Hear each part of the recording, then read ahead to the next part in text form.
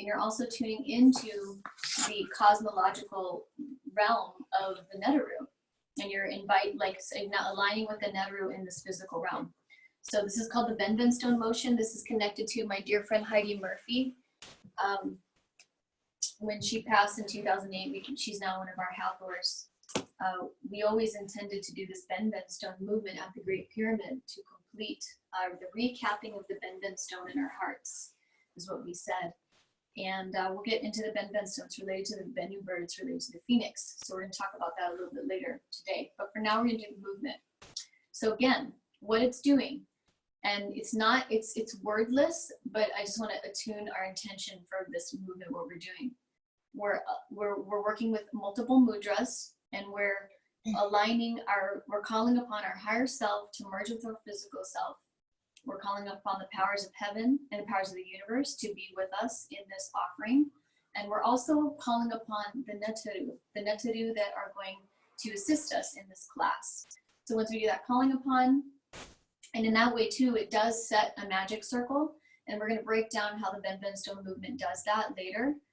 Because instead we're going to focus on finishing the 8, but it does all of these things, so you have certain rituals that do certain parts, like you're calling upon your magic circle, entering into the pillar, entering into the tree, the will to serve, a dedication rite, and this one is sort of like a collaboration of a lot of those things, working on multiple planes, working in the tree. So I'm just going to do the movement, and then we'll break it down. So it's similar. It starts like this, right? Instead, you're going to go ding, like this. Then you bring it in towards you. Then you look above like this, through it. Then you bring it into the body. You become the body of Shu and Tefnut. And then you bring it into your body as in the Osirian rites, Osera, Oset, your Osirian rites, and then you bow. So it's essentially calling in the Neteru into the body. There's when we pray to a deity, and then there's when we're calling and invoking the qualities of the deity. We're not channeling a deity to talk through us, but we are calling upon the qualities of the principles of the natural world, the qualities of the principle of the Neteru, to be with us in this rite. And so this one's the Ben Stone. So we'll do that again. So similar, some of you, this is the first time, many of you, you've done the calling upon many times. I don't know how many people, maybe except Mazamora, that have actually done this Ben Stone one, and Natalia. Natalia was a big part of it, and Eve, we created this together. So same, working with the triangle, you bring it to your womb, then to your heart, then you bring that energy into your heart, you look above, you look through the triangle into the net of stars, the body of Eve, then you open up and you become the vessel as Shu and Tefnut that's connected to the body of the sky gods, and the sky god Nut, and the earth that is Kev. And then you bring it all connecting in the nether world and with the middle and above world that is the body of Oser. And you bow in reverence and respect. So that's bringing in all of the worlds into the body, and then in that way being in respect, saying thank you to all of these Neteru, these family members that have come together to support us in this Egyptian cosmology class. So thank you. That is the Ben Stone rite. And so now I'm just going to make an offering here of this cedar. I do the same thing every day, but I'm going to do it in one cedar here right now. Same thing every day. Just want to say thank you to the ancestral homelands here of the Nisenan people. Shelly Covert, Ginger Covert, this land, Ustama, thank you. And that way say thank you to all the ancestral homelands of everybody that is gathered here today. And thank you to all the tribal people, all the indigenous of all these ancestral homelands. And then in that way, say thank you to all of our ancestors, each and every one of us, and all our bloodlines, our benevolent ancestors that have dreamed us into being for exactly what wants to be brought forth from the Oracle, from Nefertiti, through me, through these Neteru today. I just want to say thank you for dreaming this exact timing here today on Wednesday, the day of Mercury. And I want to make this offering to all of you here. So thank you.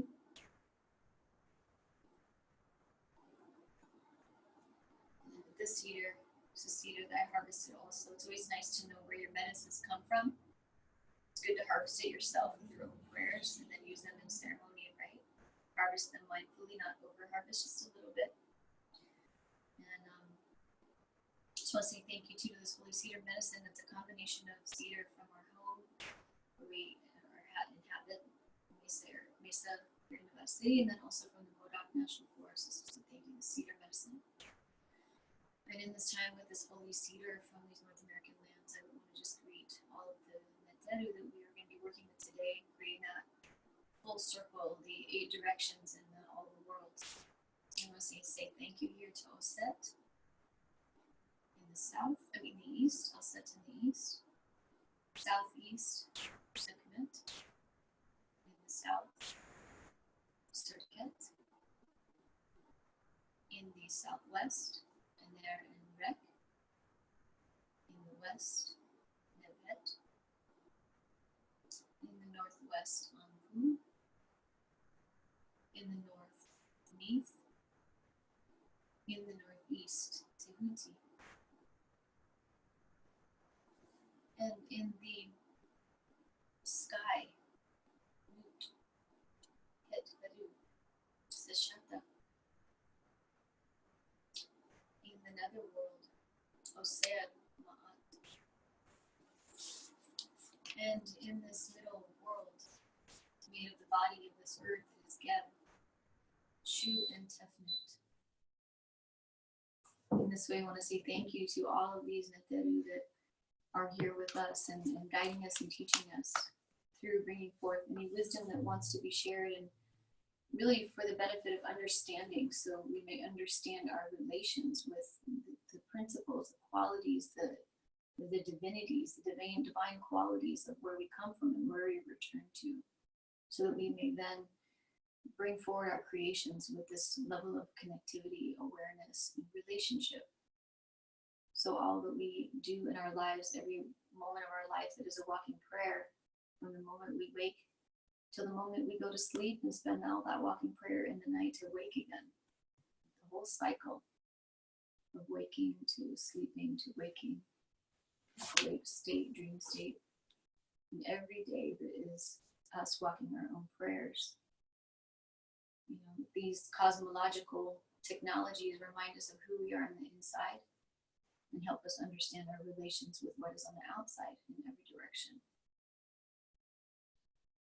And in this way, we become instruments, instruments of service, instruments to make good offerings, and instruments to make the beauty that we want to see in the world for 7 generations into the future and more, in reverence and in recognition from our ancestral teachings, the ancestors where we come from.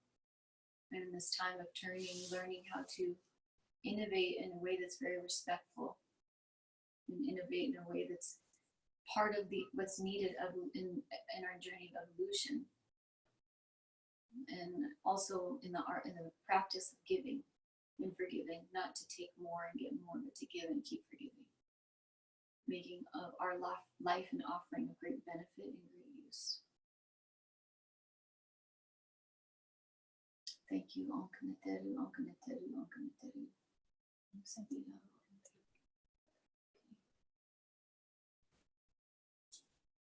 Places where you project. Yes, I'll project more. Thank you. So I just got that reminder from Roxy. Sometimes when I'm praying, I get quieter. So I'm learning. Thank you. I'm also gonna chew on this frankincense. We don't have very much, but for those of you that are interested in frankincense, we're sharing with an exchange a few bottles. This frankincense comes from Oman. My dear friend Mark and Sage, together the 3 of us went down to Oman to Salalah, and we went and met the frankincense trees, and we brought back this very special high-grade frankincense. It's not, you can't just easily buy it anywhere, so we want to share it with a few bottles. So if you're interested, let us know. I'm going to chew on this. They chew on this all the time. So I not only put the frankincense and anointed myself in the body, I also had some of the ormus that I put in my mouth that has frankincense and myrrh and rose and ormus. And then I'm also going to chew on this frankincense and really just bring the medicine of the frankincense into every gland, every system in my body. Frankincense helped to wake up the intelligences in the body. The ancient Egyptians believe we have access to many, many, many, many different kinds of intelligences, not just one or two. And they believe that frankincense was one of the key medicines to help gain access to the intelligences. Obviously, I talk a lot about waking up the senses. There are many senses. And so through the taste and the chewing and the gum gives the supports the frankincense to move in my body and go where it needs to go, and then bring forward intelligence that is useful for it as an offering and of great benefit for this class. And so I always think about that. And I'm always mystified by the intelligence of plants, you know. I do my best to like follow behind them really and let them lead me what I'm supposed to do. So I just want to acknowledge frankincense that way. In ancient Egypt, frankincense was one of the most valued medicines during the times of trade. Frankincense, it came from like Oman and Ethiopia and Lebanon and Egypt. There's a lot of different kinds of frankincense, and they consider it to be one of the highest quality medicines. And they say if you're going to carry one medicine with you, it would be frankincense because it's the king of kings. Okay, so welcome to Egyptian Cosmology. My name is Isis Indriya, born in Mesa, Arizona, raised on the island of Guam. I've been a student of these ways. I started my journey in Egyptian cosmology around the age of 18, 19, mostly 19, but around 18. And, you know, I've stayed in it and fell away and stayed in it. And it's really just over all of the, you know, the moments in my life that I'd explore this tradition and this practice and this one over here and that one over there. And somehow they would all lead me back to this. And so it's definitely my great gift to keep sharing, and through the art of sharing, learning along with everybody. And I will for the rest of my life be a great student of these Egyptian cosmologies. So I just want to acknowledge that and say thank you to some of my teachers, William J. Kiesel, Goodney Goodness, and Laurie Goodness, and Mars Millar. They've been powerful parts of my learning journey with Egyptian technologies specifically. And Egypt itself, I've been to Egypt a lot, and it's every time I go there, it teaches me a lot more. So just in great reverence. And then my main teacher of all teachers is Nefertiti. I just want to introduce her to you. She's been teaching me a certain way of learning from her, and I'm just going to share one of the ways that I learned from her. I shared yesterday that for the last 12 years, I've had certain moments where she's come to work on my brain, and Ruby asked me to share about that a little bit more. So I'm just going to share how I learned from her, and maybe that will happen for you. But if anything, you can tap into the learning dynamic with a star being and me as a human, if that might be useful for you. And then from that place, we're going to continue into what we started last week. Okay, so I'm just going to share a little bit. So when Nefertiti started to come to me to teach me, I didn't know it was her for a very long time.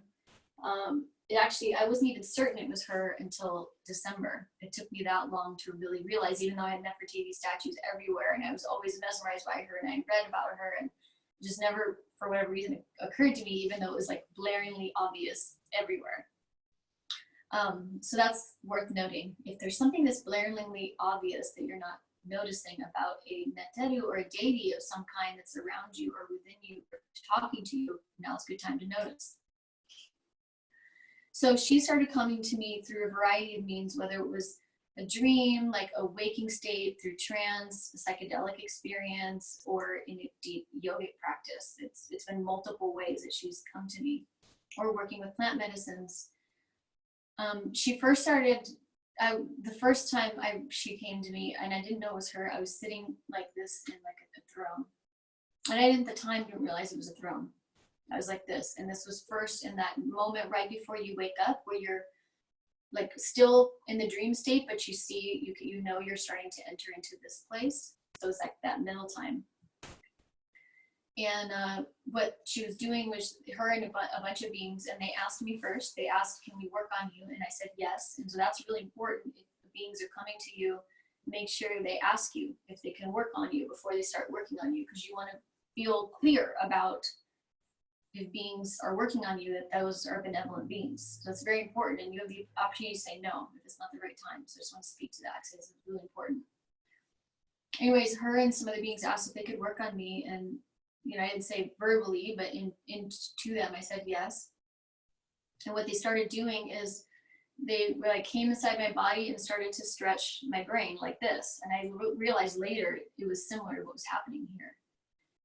And they started to stretch my brain like this, and then all of a sudden I felt them bring the whole brain up like this. And then all of a sudden it was like elongated, and they started opening up access to glands and shifting things and massaging them from the inside, and then creating more passageways in my brain. And I didn't tell anyone for years that had happened to me because I didn't know anybody that had ever happened to. And so I was just sort of so I started getting into studies of star beings and extraterrestrials and people that were having experiences with other beings. And I still haven't met anyone who's had that exact experience, but I've met a lot of people who have had similar experiences. So then I was like, okay, this is happening.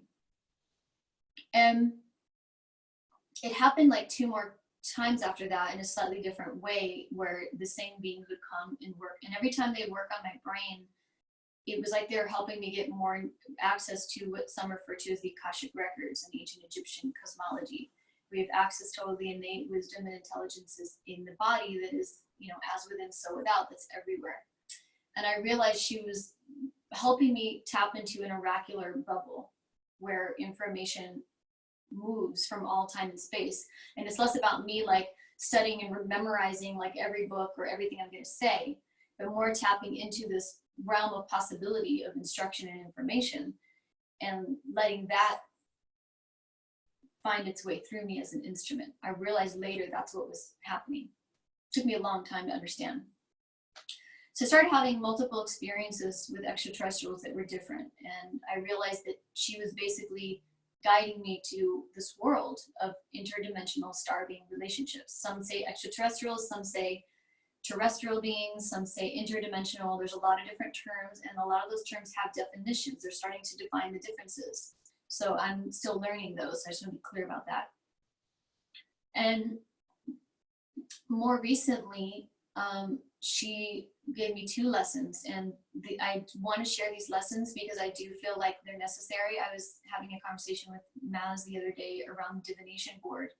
She gave me a divination board. She did a great job. Maz, if you're here, good one. She's going to be reading. Very excited about that. We have more divination board readers.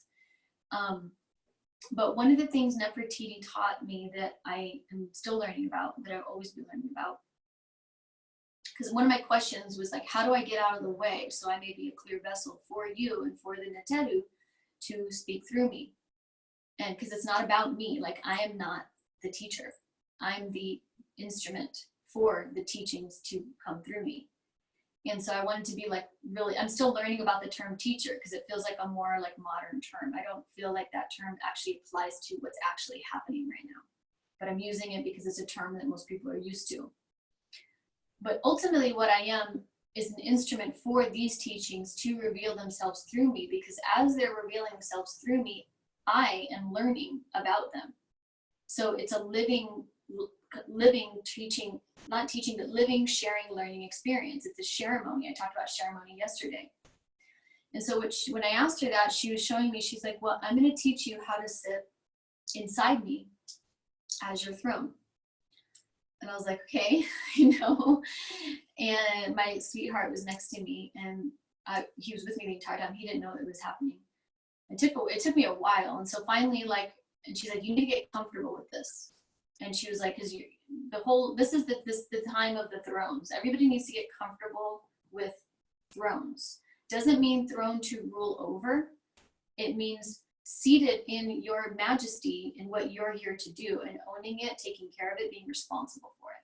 She was giving me a transmission about the technology of thrones and how thrones have been ultimately colonized and used to control. And she was telling me the other side of it. So the whole class or transmission on thrones. So finally, after she gave me the transmission on thrones, she's like, okay. So then I kind of went inside. I didn't physically do that, but in my consciousness, I went inside and I sat, and I realized that I was sitting the same way that I had sat 12 years ago. I think I have to look at the numbers, but 12 years ago when she first worked on my brain, then I said to her, I was like, wait, I've been here before. And she's like, yeah, that was us. I was like, oh. And then she basically explained to me that it was many beings, there was a council of them working on me. And I was like, okay. And then, so what she taught me was, and she's still teaching me, and I still do, and I just passed this right to Sonia yesterday. So basically what you do, and there's more to the right, and for those of you that are interested in this right, I'm happy to share it privately with real instruction on how to do it. And there's a mindful technology to it. You can't just like do it and whatever. And that's another piece that's very important with ritual, is there are technologies that are important to follow so the ritual can be cared for properly. And so that the transmission actually works and the offering is made. It's very, very important. And this is one of them. So I'm sharing you part of the technology of this ritual. I'm not sharing you the whole thing. And I'm making it like clear to not do this at home until we've had a direct conversation about it. Okay, moving forward. So one part of the ritual is that she instructed me on how to like sit inside her throne. And then she showed me that I'm sitting inside the throne of what I said yesterday, the mythological landscape of cosmological consciousness. So she was having me sit inside her body that is made up of the cosmos. So then I realized I was sitting in, some say space. Ladies and gentlemen, we're floating in space on a throne. And that is the throne. And then I realized, and then what she started to do is bring in stars of the different Neteru and link up parts of my inner stars, right? Like our cells, you can look at it in a lot of different ways. She started to link up some of my inner cells with some of these star cells to start to help me develop communication from the inside. It's obviously very profound. I mean, I could talk forever about this. This took a long time. It was like hours and hours of teaching. It wasn't just like a quick leap. Sometimes they're quick leaps and you just get the download or the upload. This was instruction. And this is where we get into the art of receiving instruction. There's like receiving a download where something like shoots in. It's like an aha. And then there's like receiving the upload where you feel it come up in you. And usually that's relatively pretty fast. Sometimes uploads are a little bit faster than downloads. I mean, slower. And that is oftentimes, that's like a newer approach to receiving information. And this one was the art of receiving instruction, where you're sitting in a classroom environment like this, but it's a world of information and learning how to receive instruction. It's a little bit different. And so in that time frame of learning how to receive instruction, she was helping me learn how to listen and pay attention behind the veil, you know, because like high priestess work, oftentimes a high priestess is covered, right? And then she's like behind the veil, and she has pillars beside her of severity and mercy. And I could go on and on. We're not getting the tree of life right now, but everything is the tree of life. So I'm always going to be bringing tree of life technologies into everything I'm doing, just to say. So anyway, she's sitting in the middle pillar between the two pillars, and she's oftentimes veiled. And I was sharing this with Sonia yesterday in her divination reading, that part of what she was teaching me how to do, seated on the throne, was to start to build a relationship with the cosmological map of the universe behind me and feel where information and instructions coming from that place. And then started to teach me about the cosmological information that's coming in this direction and in all directions, so that I was sitting in this bubble that is her body from above and below, of how to receive information and instruction from these different star relationships, my stars and above stars, as within, so without. When I say that, it's not just random. It's actually there's a lot of depth to what I'm saying. I mean, that's an old teaching from the Emerald Tablet from Tehuti. And so I'm always going to say that over and over again, know thyself, you know. So she was teaching me about how instruction and information travels and moves, and teaching me about a very subtle detail around the art of paying attention and the art of listening. And it's not just like listening to sounds. It is listening to sounds because the world is made of sound. And it's not like just paying attention to visually what you're seeing. It's a paying attention where all of the senses are engaged and we enter into a divination world. So the divination board is like a platform for inside of a divination house. And then getting into the throne of Nefertiti is entering into divination world, where all the Neteru are connected and involved and watching. So remember I said yesterday that, you know, in the world of social media, sometimes this obsession of being seen and like getting your look on and like getting the right like color or something for Instagram, so the whole thing has the same color, and getting your like followers and like making sure your makeup's right or whatever, you know, like to be seen by this web of people.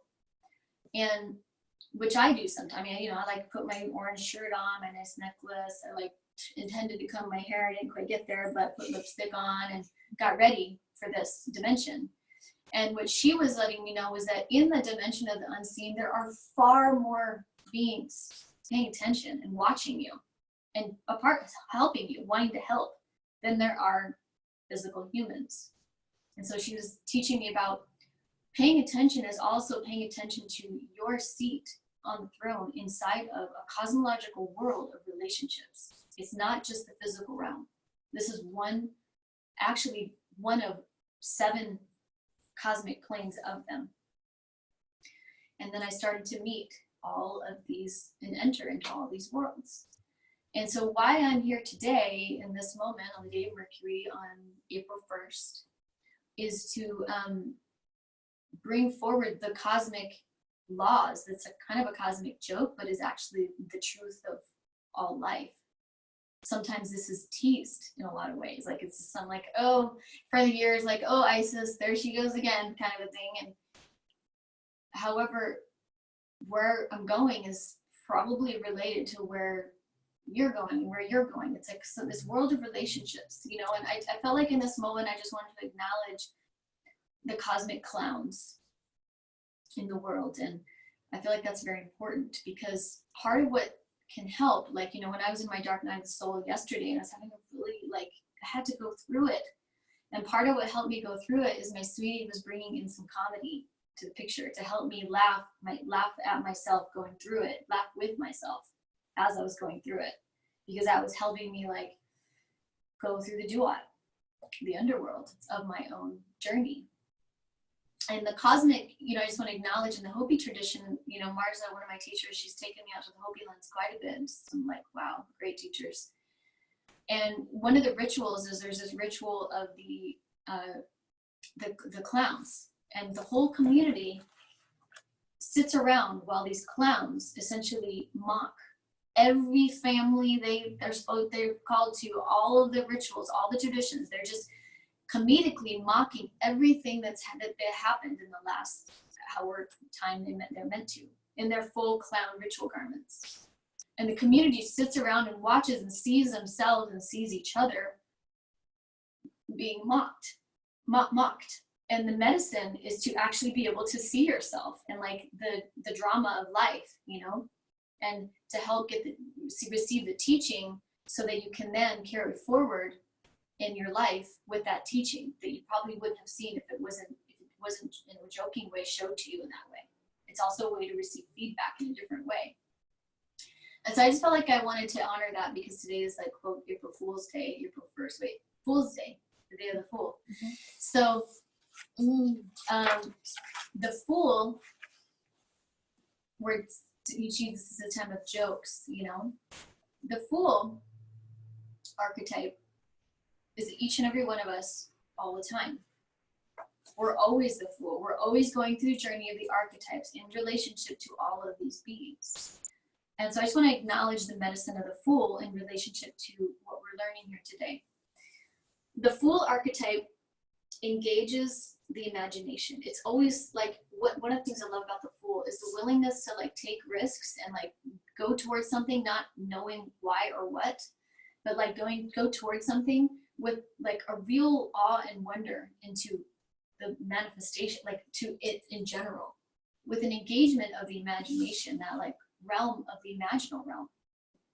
And the Fool also sort of is like leaps, like is willing to go in without, almost blindfolded. And that's something that we're learning about at this time. You know, we're learning about, because of the uncertainty, unknowingness, except for the only thing that is certain, which is death. the uncertainty of knowingness of this time that we're in and what's going to come out of it. It's going to be like my friend Jacqueline was like, there's going to be before this and after this. And while we're inside of it, in this time of uncertainty, you know, this is a great time to engage the wonder and the awe of the majesty of how this is all happening and why. There's obviously the conspiracy side of things, which I'm paying attention to. And there's also the like intensity of what's going on that I'm paying attention to also. And then there's also the wonder and awe of what's going on that I'm paying attention to too. Sometimes it's hard to pay attention to all things, but I do my best. We all are doing our best. And all of those are necessary because right now, the Fool is that wonderment and awe. My dad always said, if I were to give you one teaching, it would be to stay in a state of wonder and awe, because then the world will keep opening up for you. Stay in a state of wonder and awe. The world will keep opening up for you. Blossoms will like unfold in your consciousness, and blossoms will unfold before you. He's like, if I were to pass anything to you, it would be that. And to this day, I carry it. And that is a medicine of the Fool. So with that, I'd like to engage the imagination today and to enter into this next cycle of the other half of what we learned last week, and continue to complete that cycle and bring in some new technologies of the 7 solar planes inside the 7 cosmic planes. So I just want to make an offering to all of us fools out there, every single one of us, and say thank you to the great imagination that, you know, we want to protect. We want to protect the imagination. We want to protect our children's imagination. And like, because imagination is the key to what we manifest, you know, like Magi Nation, I am a magician of my nation. So I just want to like say this to all of the just pure imagination, say thank you. It's for you, fully.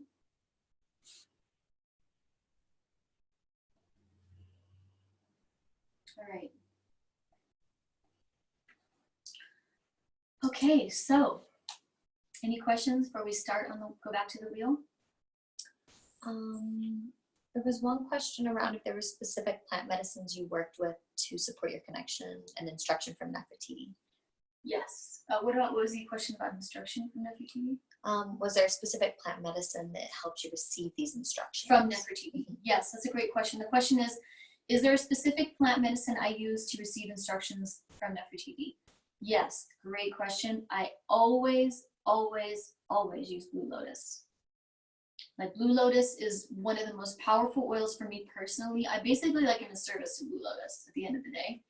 And Blue Lotus is really a key plant, whether it's drinking the tea or the oil or the variety of ways the Egyptians worked with Blue Lotus, to open up that dreaming awake state and to be able to tap into these other realms. And a lot of times the Blue Lotus is one of the key medicines to induce oracular states.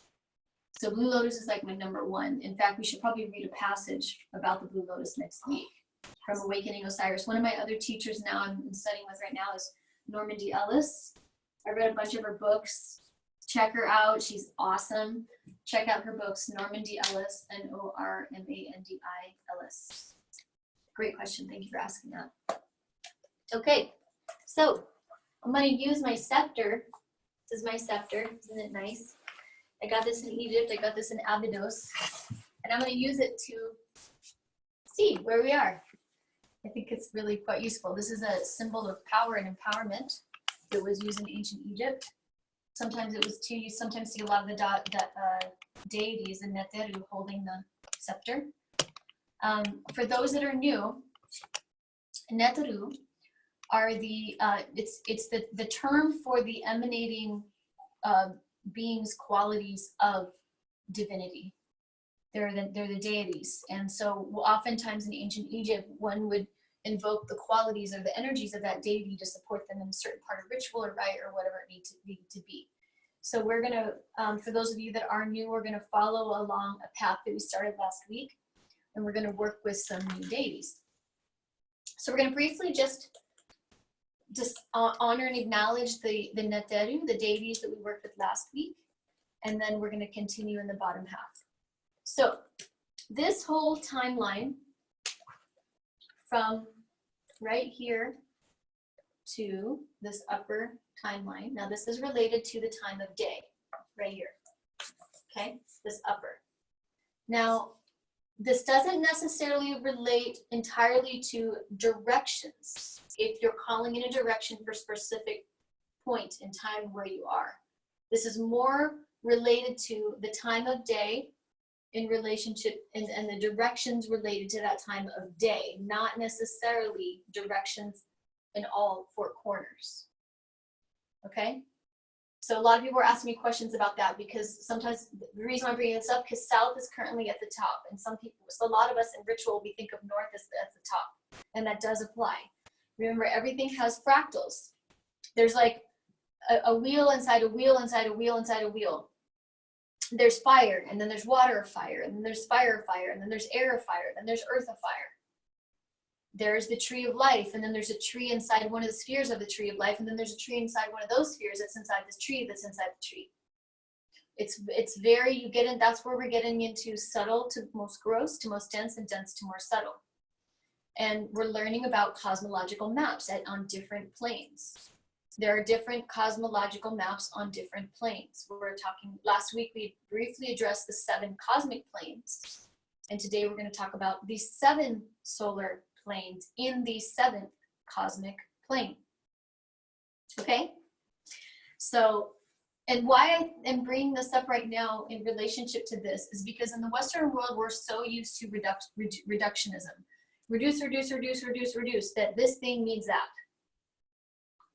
Well, maybe north in like, maybe north is in a different place in North America than it is in South America, that it is in like Australia, that it is in, you know, Kenya, that it is in north in the context of what deity. Sorry, that wasn't the best example. North in the context of what deity. Seasonally is what I meant. Maybe the season of fall is at a different time in North America versus in Australia versus in, you know, East Africa. So it's really about learning about locality where you are and tuning into the subtleties and the fractaline nature of the holographic universe. Cosmological maps working on different planes. Okay, so we'll keep going. We always go through this. Okay, so what we reviewed last week. We are reviewing, I'll set in the sunrise in the time of day, all the way up to sunset in Nebhet. So I'm just going to briefly review this and talk about it because we're really going to focus on sunset into the night to sunrise. Sunrise in the context of the East is Aset. And don't worry about writing them down unless you already have it. I'm just going to acknowledge them. Southeast at around 9 a.m., depending on when your sunrise is Sekhmet. South, high noon, Sirket. Southwest, like 3 p.m., Aner and Rek. And then west, sunset, Nebhet. Okay, so now we're going to focus on sunset with Nebhet, back to sunrise again. The reason why is because now, and the reason why I spoke about the dark night of the soul, because this also is the journey going into the netherworld, the underworld, the night. Now, one thing I want to note before we start to go through these deities is I'd like to introduce you to Newt. Okay, do I point it here? Where do I place it? Okay, so tell me if that's looking right. Oh, great, perfect, thank you. Okay, I want to introduce you to Newt. I love her. She's one of my faves. So Newt, if you notice, she's one of the primordial family members. Interesting. This is her whole body. Her whole body is made of the body of the stars, like this. She, as you can tell right here, oh my gosh, this is so interesting this way. She is birthing the sun, right here. And so she births the sun that brings forward all of that timeline we addressed. The sunrise that brings a new day to sunset. And then at sunset, she eats the sun. Oh, wrong way. Sunset, she eats the sun. And then the hours of the night are related to the sun going on the journey through the body of Nut. Okay? I wanted to introduce her, so I think it's very, very important. Now, something that's also worth noting, thank you, Dad, with Nut, is now we started to get to, well, wait a second. So because she creates the night sky, when she eats the sun, and the sun's going through the body, then we're at night. We experience the night. And so why I wanted to bring her up is because that's very much connected to the soul's journey, the dark night of the soul going through the Duat. And so we're going to address a little bit of that today. Okay, so go ahead and write these names down, and then we're going to bring each one up random time. The first one we're going to talk about in the West is Nebhet, N-E-B-T. I'll write it here. Nebhet, Nebd. Oops, Nebd. Het. Nebhet. That's the first one. Go ahead and write that. We go over the Hermetic name and the Greek name. She's also sometimes known as Neptis. She is the sister of Aset, Isis, who we talked about last week. She's a sister of Aset, Isis. So notice Aset is in the east, Nebhet is in the west. There's a relationship here. Sun rises in the east, sun sets in the west.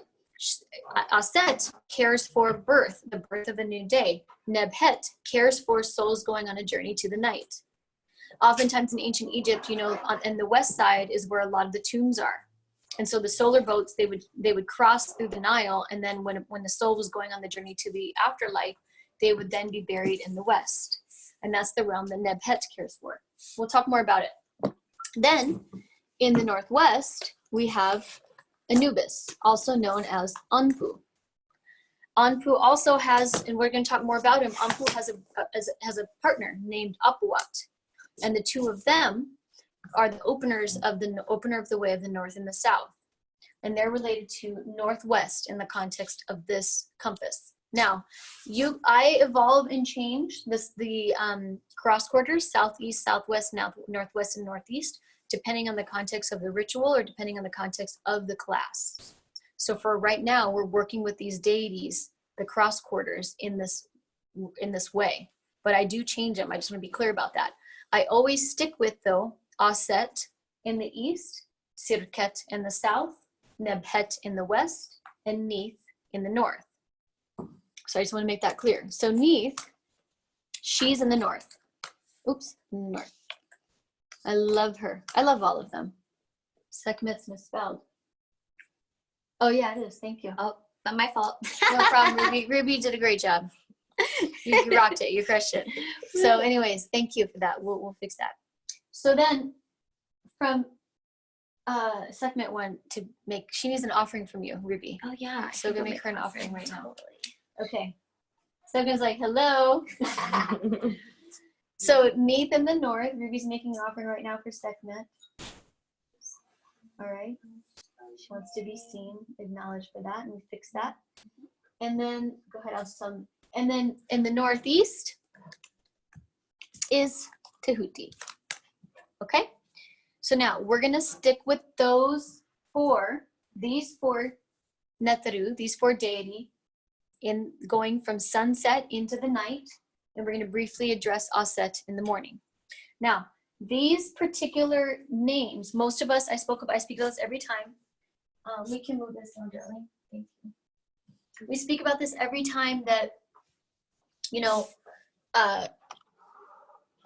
there are the ancient Kemetic names, and then there's the Greek names.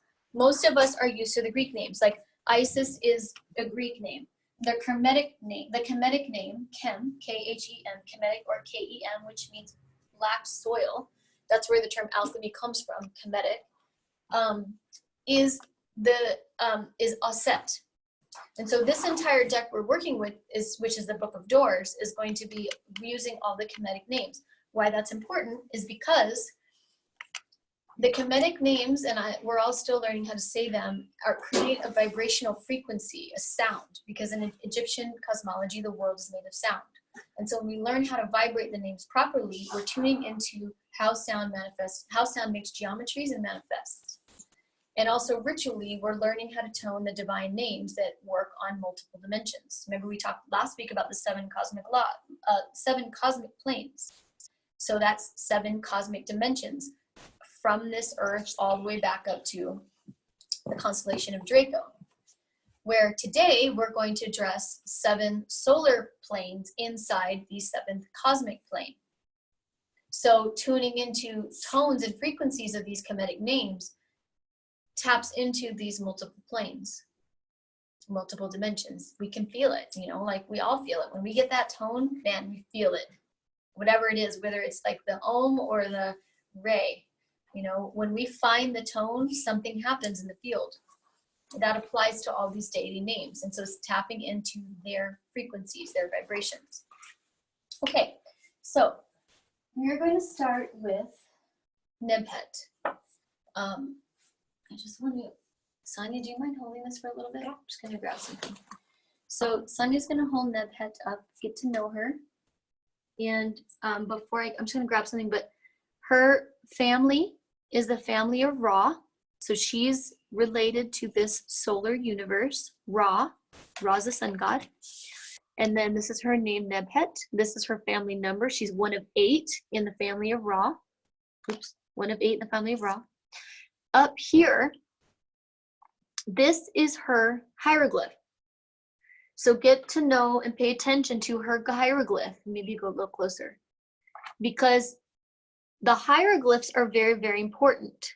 And you'll start to see relationships with hieroglyphs. Sometimes you'll see one hieroglyph, like as an example, the serpent. You'll see this in another deity's hieroglyph. We start to move into hieroglyphic thinking. And as we start moving into hieroglyphic thinking and consciousness, we start to notice relationships of these particular cosmological Neteru principles and energies and what they represent and how they work together. And then this is her throne. So go ahead and zoom out a little bit. I'm just going to grab this and then just get to know her for a second. Okay. Thank you. So now Nebhet is considered the invisible. Now Isis is often known to be the visible. Now something to take note of is most people, when they're getting to know the Egyptian pantheon, the Neteru, the first being they see is Isis. Yeah, bring it on. There you go. The first being they see is Isis. I don't need to do this one. I'd rather do that. Thank you, though. Appreciate that. Isis is usually the visible, Aset.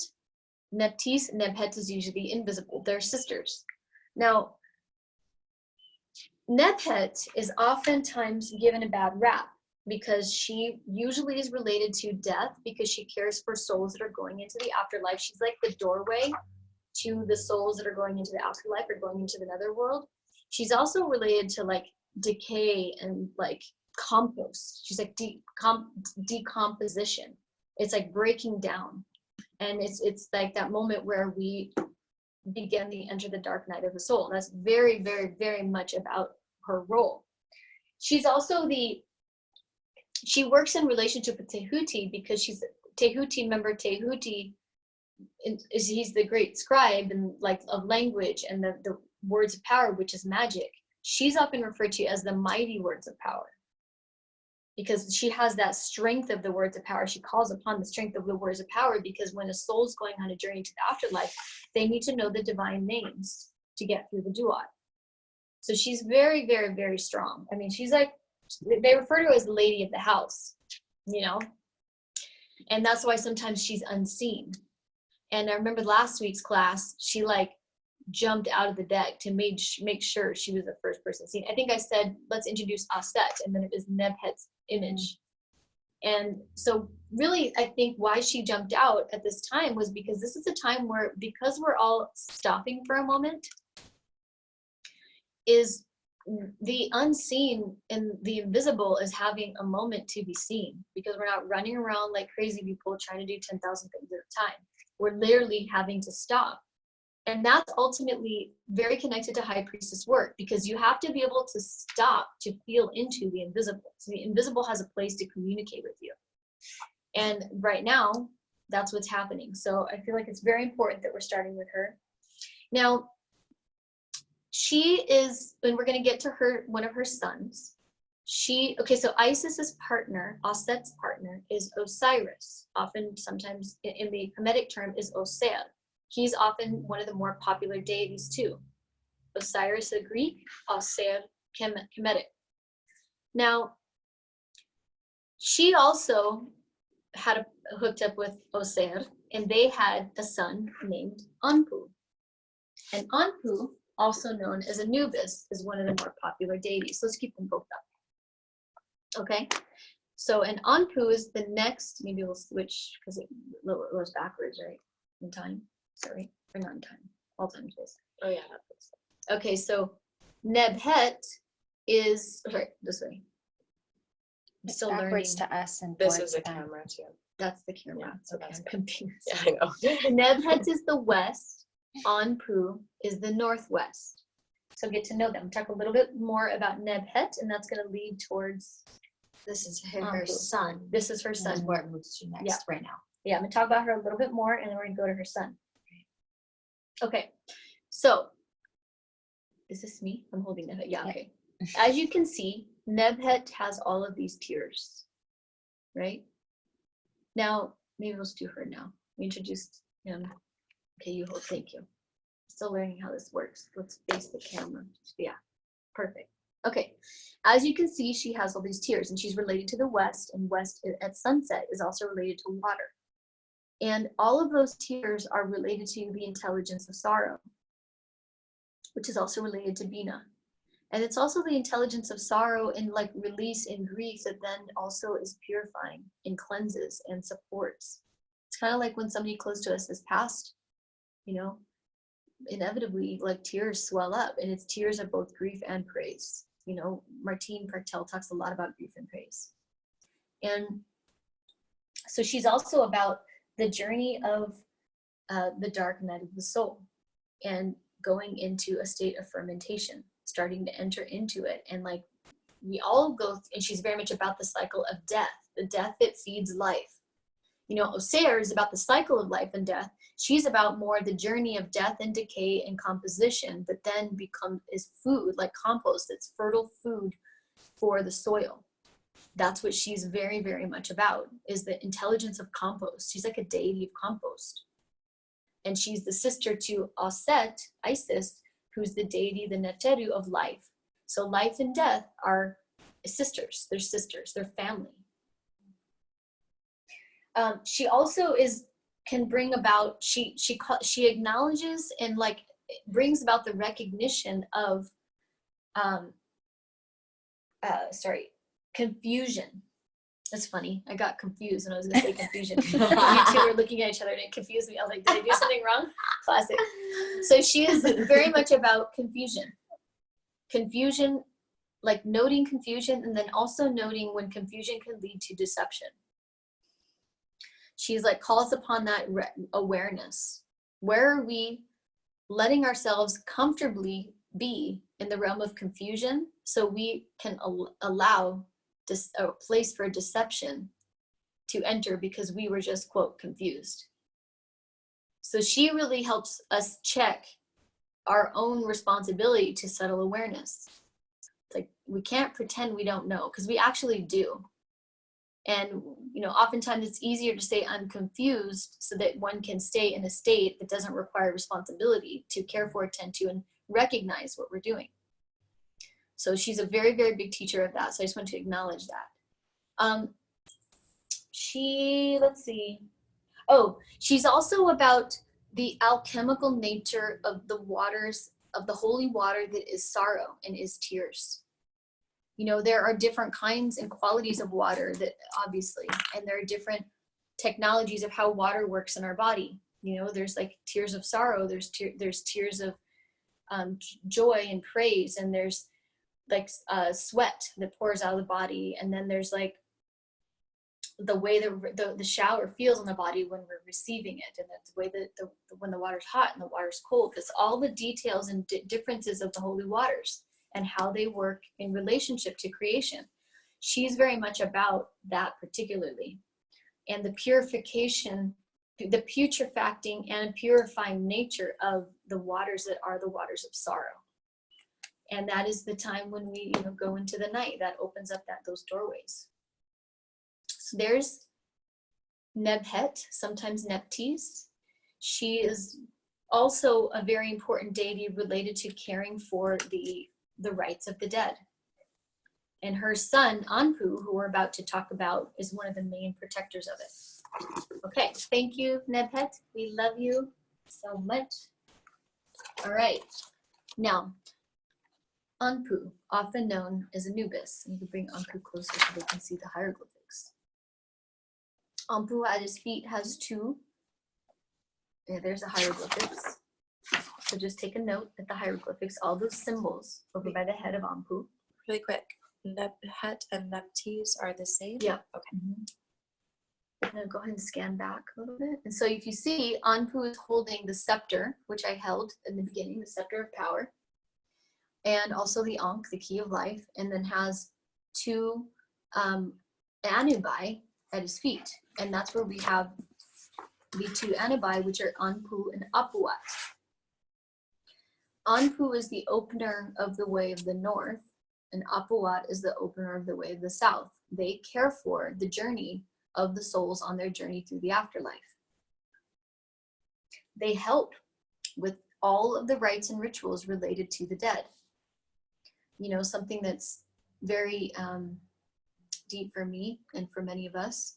When our dear friend, Heidi's very present, obviously, in this call. When she passed, there were 4 of us that were, because we were in Bali, were blessed to get to work with her body.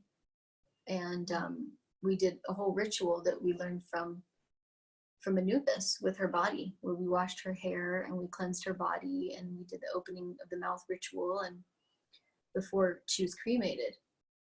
And it wasn't like we'd planned this. It was like we wanted to tap into the traditions around death that she really loved, and Egypt was a dear one for all of us. And so we really looked to Anubis as Anpu as our guide to help us care for her body, so that her soul could go on the journey to the afterlife and have a good experience. It may be easy for her. And that's a lot of what Anubis does, Anpu. And we talked a lot about this yesterday, Sonia. Anpu is very much about caring for the details of the rite for the body, so that the soul can go on the journey through the 12 gates of the Duat. And we're going to talk about that next. Yes, Rhett, Anpu, he's asking about Hecate, which is connected with 2 black dogs at her feet. Yes, Anpu and Hecate are very connected. I think I said that 2 weeks ago when you weren't here, that they're associated. So good one. Anpu is also known as the keeper of the threshold. So the keeper of the threshold is the keeper of the threshold between life and death. And I want to acknowledge all the midwives of death right now, because those that are helping those pass. It's really a very incredibly important ritual. Because one of the things that is happening, here I can hold it down. Thank you. Yeah, thank you. One of the things that's happening in this time is because of our uncomfort around our relationship with death, our obsession with progress, more life, and at the cost of all things dying, and we're not looking, we're not paying attention as they die, because of the lack of having a real relationship with death, we're not caring for the whole soul's journey, and right now we're facing the reality of death in our face. A lot of people are probably going to pass on during this time that we're in, and it's not something that we can pretend is not happening. And one of the things I love about ancient Egypt is that there is so much care to honoring death and honoring the passage. In fact, the 42 ideals that we were talking about, I don't know what class, but we talk about often, we always are in relationship with 42 ideals, is very much about this. These 42 virtues of the Ma'at, the Ma'ati, the assessors of Ma'at, and we'll talk about her in a second. A system of checks and balances, because And because of how much we care about the journey of the afterlife, the journey in the netherworld. Because what some of the stories is that Anubis, Anpu, one of my buddies, love him so much, he protects and opens the way for the soul to make their journey into the netherworld, to the afterlife. What he does is, he does so many things. He's the embalmer. He also wraps the body with the net of Neith, who we're going to talk about in a second here. Neith, she's like the divine tapestry or woven web of the cosmos that is also protected, wrapped on the body. And then what Anubis does is he cleans all the organs and puts them in these jars. They're called the canopic jars, and cleans and tends to the heart.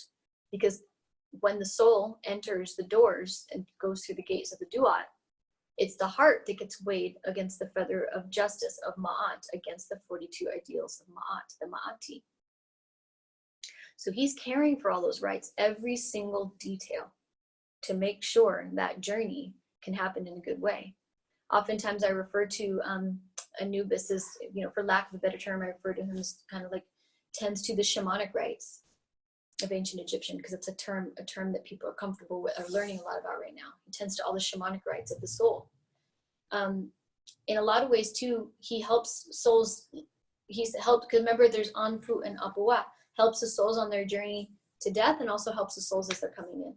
He's sometimes related to the dog star, Sirius. And so this is we're starting to touch in the relationships of some of these Neteru deities related to star systems. And it's also worth noting, if you feel a connection, like most people probably in this circle have a very strong connection with either Orion's belt and or Pleiades. And we're going to start to learn about star systems in relationship to the Neteru deities. Is Nefertiti related to Sirius? I think so. I've actually never, the question was, is Nefertiti related to Sirius? I've never quite learned that anywhere, but I feel that way. And someone was also wondering what the Duat is. Yeah, I'm going to go into the Duat. Great question. And I have a question. Yes, go for it. Would you say Anpu and Apuat are aspects of Anubis? They're like a family. Okay. Mm-hmm. Sometimes Anpu is Anubis. Yeah. Sometimes Apuat is Anubis. Because Yeah. now what we're learning about is, are they actually like beings, like that have a name, that are just the being and the deity that has a name, or are they qualities or aspects of divinity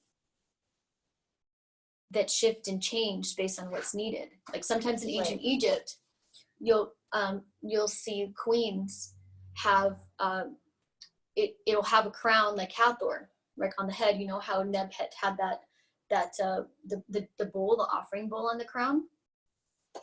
This example here. Let's just put this up so people know what I'm talking about. This crown on the head.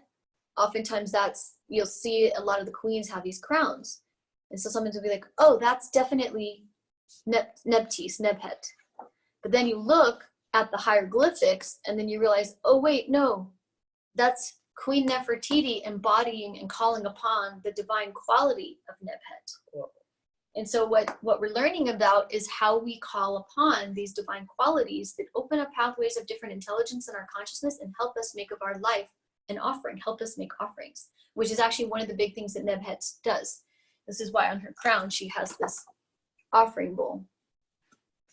The offering bowl right here, she really helps teach us about the offerings. When you go into, one of the things I love about ancient Egypt is there is a very detailed, very dynamic, technological process around offerings that you make at what hour of the day or the night. It's very, very specific and very detailed. And who you make the offerings to and why and what that offering is doing. And so we're just starting to touch the tip of the iceberg with that. There's a conversation going on about Anpu and what direction. It's northwest, right?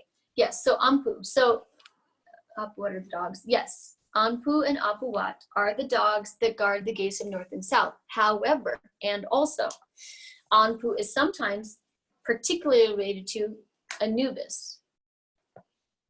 So then you start to get into the aspects of Anpu as Anpu and Apuat. The aspects of Anubis being both those dogs. So the dogs are Anpu and Apuat. But also both Right. are Anpu. Right. You know, you start to get into the subtleties, and this is where you get into emanations from like one deity and the emanations of that deity. The qualities where, like I said earlier, earth, there's earth of earth, there's water of earth, there's fire of earth, there's air of earth. That same thing applies to, there's Ampu. There's Ampu of Ampu. There's Apuat of Ampu. That same thing applies. You get into emanations where the subtleties into more dense. And as we go from more subtle to more dense, we get into the unique defining qualities. Does that make sense, Rhett? Okay. Yep, question? Does the death rites have to do with the way they would like mummify in Yeah. Egypt?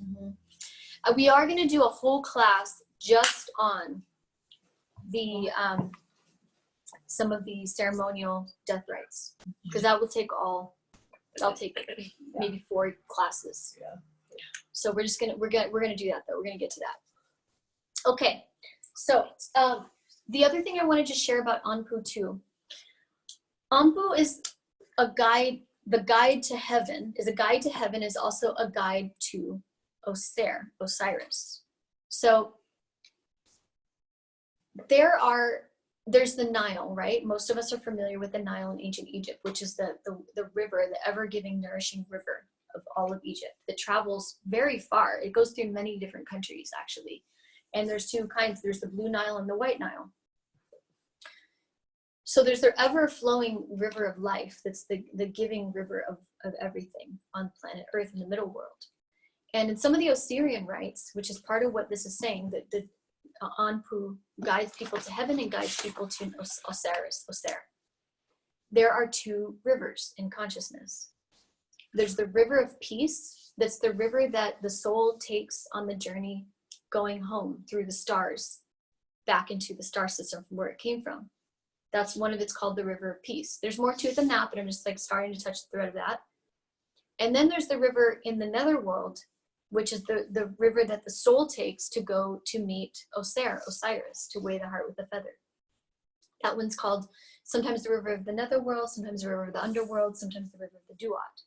Oftentimes you'll see these boats, they're called solar boats, very big in ancient Egypt. And it's because those are the boats that the souls ride to either take the celestial barge into the river of peace, going home through the stars, or take the solar boat through the netherworld for the soul to go meet Osir, to do the sacred rite of the weighing of the heart. And then there's the river of the Nile that's in the middle world, the river that we are, the river of this life. And so sometimes in the ancient Osirian rites, part of what's happening, and this is why Anpu is both guides to the gates of heaven and guides to the gates of the underworld, because they're connected. Like death, remember I always say death feeds life, it feeds life, death again, death feeds life, it feeds life again. It's the Ouroboros, the serpent eating its tail. That's why we're in Ouroboros. It's the eternal cycle of life and death. So they're connected, and simultaneously there's a nourishment that occurs on both planes at the same time. So why we do the shadow work, and we go through the dark night of the soul, and we do the good works, and we weigh our hearts with against the 42 ideals of Ma'at every day, all day through our life, is because when it is our time of death, some of the old stories are that when the soul goes on the solar boat onto the river of the underworld river below, to then meet Osiris, and we're going to talk a little bit about that in a second, to have their soul weighed against the heart, the heart weighed against the feather of Ma'at, feather of justice. As we're going through those 12 gates, and we're acknowledging our shadows with all the serpents, which we'll get to in a second, the healing, the transformation, and the acknowledgement that occurs in that journey feeds and nourishes the soil in this world, in this middle world. So it becomes food and nourishment, like compost with Nebhet, the compost that then becomes food and nourishment for the soil. So that all the journey that we take through the underworld, as it's feeding and nourishing the soil up here, it then provides food and nourishment for all the humans in the middle world.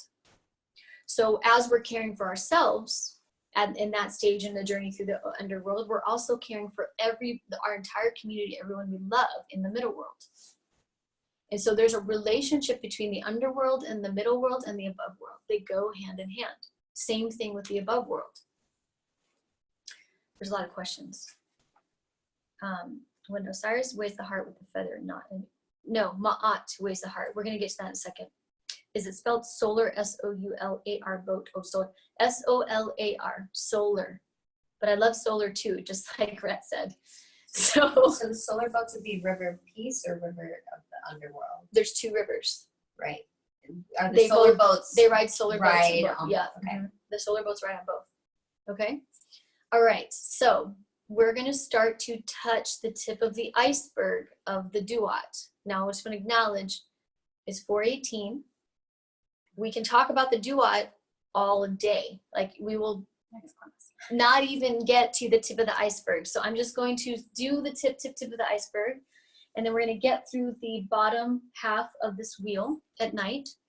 And then we'll just see where we're at. Sound good? Okay. Duat is spelled D-U-A-T. Okay. Anything else I want to say about him? No. Oh, one of the things I do want to say too, that I have a couple notes here. Anpu is very much connected. And this is for you, Sanya, spiritual guide for the occult mysteries is Anpu. Anpu is a spiritual guide for the occult mysteries. Oftentimes, when people first start to build a relationship with Egypt, usually we see Isis, Aset, the wings. We see Anubis, Anpu.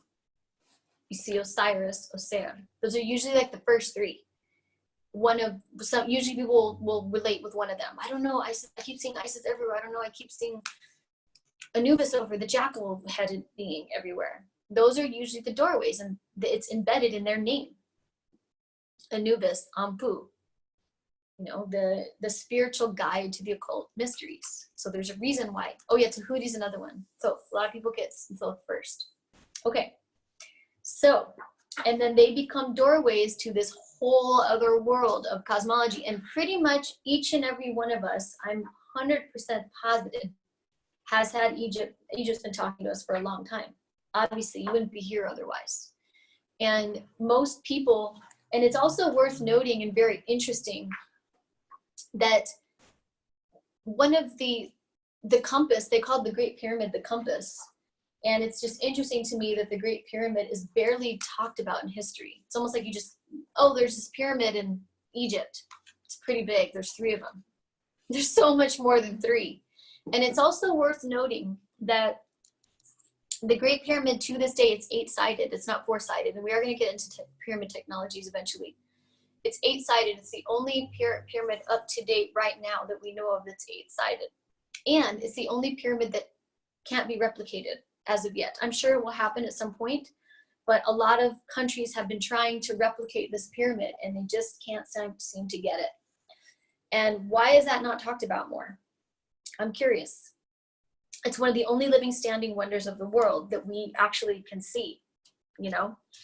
So there's probably a reason, because I feel like these secret teachings and these secret mysteries come to us at the perfect time. And if we had all the access to this information and wisdom before, we'd probably misuse the power.